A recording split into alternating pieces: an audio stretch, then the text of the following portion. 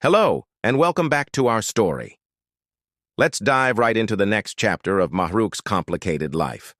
For the first 11 years of her life, Mahrouk lived like a princess in Karachi with her loving aunt, Khadija. Since Khadija only had 2 sons, she showered all her affection on Mahrouk, treating her like the daughter she never had. Every wish was granted in an instant. However, this special treatment unknowingly planted a seed of resentment in her older cousin, Alhan Siddiqui. Though only 5 years her senior, Alhan found himself irritated by this little sparrow who had seemingly stolen his mother's heart and his rightful place. Meanwhile, back in Pindi, Mahrouk's own family was expanding. When she was 6, her mother, Rifat, finally gave birth to a son, Elijah. Rifat hoped this would finally earn her husband Mansour's appreciation, but that dream remained unfulfilled. 4 years later, another son, Daniel, was born. But after Daniel's birth, Rifat's health began to decline.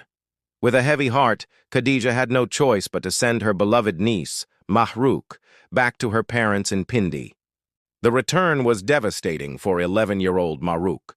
Her own parents felt like complete strangers, and her constant crying only seemed to annoy them. She missed her life in Karachi terribly. It was a difficult adjustment for everyone. Her father, Mansour Malik, found solace in one thing. Khadija had promised that Mahrouk would one day marry her younger son. Mansour was relieved, thinking at least he wouldn't have to worry about a dowry for his daughter. Hearing this, a 15-year-old Alhan resigned himself to the fact that Mahrouk was destined to be his. Years later, the tension is still thick.